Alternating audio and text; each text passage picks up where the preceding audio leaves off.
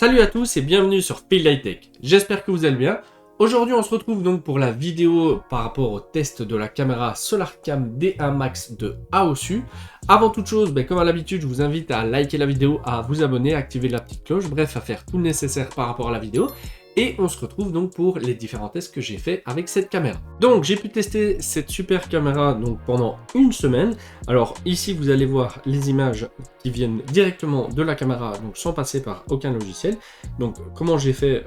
Donc sur l'application vous allez dans événements et là sur la partie locale, vu qu'il y a une carte micro SD dedans, vous allez retrouver donc évidemment toutes les vidéos suite à un mouvement ou autre. Donc c'est simple, pour télécharger, soit vous allez directement dans la vidéo et vous appuyez ici en haut du petit carré, donc là on fait télécharger, hop, et là la vidéo est téléchargée. Donc là vous allez voir réellement directement les images provenant de la caméra. Alors le premier test, je me rapproche de la caméra simplement pour voir la qualité de l'image et franchement elle est excellente, c'est une des meilleures qualités d'image que j'ai eu sur une caméra de vidéosurveillance. Pour le second test, j'ai été mettre des piquets tous les 2,50 m. Donc là, le plus éloigné est à 12,50 m. Et on peut voir en fait que la caméra m'a repéré aux alentours des 10 mètres et qu'elle commence bien à me suivre. Alors pour le troisième test, je me trouve devant la caméra, je vais aller vers la gauche et je regarde simplement si elle me suit bien. Et franchement, par rapport au tracking, elle fonctionne vraiment super bien.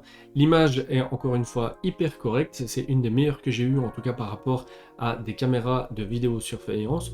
En tout cas là vous pouvez voir que ça m'a bien suivi et qu'elle reste sur moi. Alors là on est en soirée, le mode IA animaux est activé, c'est pour ça qu'on peut voir la caméra qui s'abaisse un petit peu.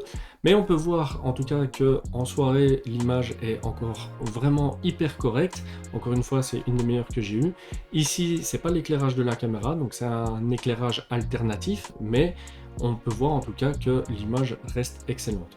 Alors ici je vais me déplacer vers la droite et il y a un moment donné où l'éclairage ne sera pas suffisant et donc la caméra va passer en mode infrarouge et donc on va pouvoir voir, voilà ici en tout cas ça passe en infrarouge, et on peut voir que la qualité d'image en infrarouge est aussi excellente qu'avec les lumières. Une chose que j'ai beaucoup aimé dans l'application, c'est par rapport à la liste des événements. Donc quand vous allez cliquer sur un événement, automatiquement ça va le lancer, mais sans toucher à rien du tout à la fin de cet événement, il va passer automatiquement au suivant.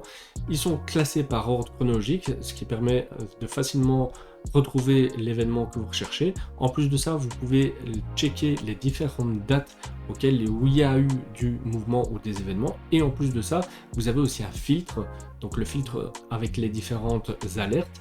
Et donc, vous pouvez vraiment classer très facilement vos différents événements et retrouver ce qui vous intéresse. Dans l'ensemble, cette caméra est une des meilleures que j'ai eu l'occasion de tester. J'ai vraiment été agréablement surpris de la qualité de fabrication ou des différentes fonctions dans l'application.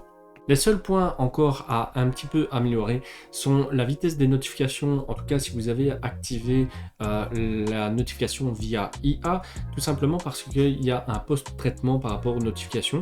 Sinon, quand vous sélectionnez toutes les notifications, vous n'avez pas trop de latence par rapport aux notifs, mais évidemment vous allez être spammé pour un buisson qui bouge.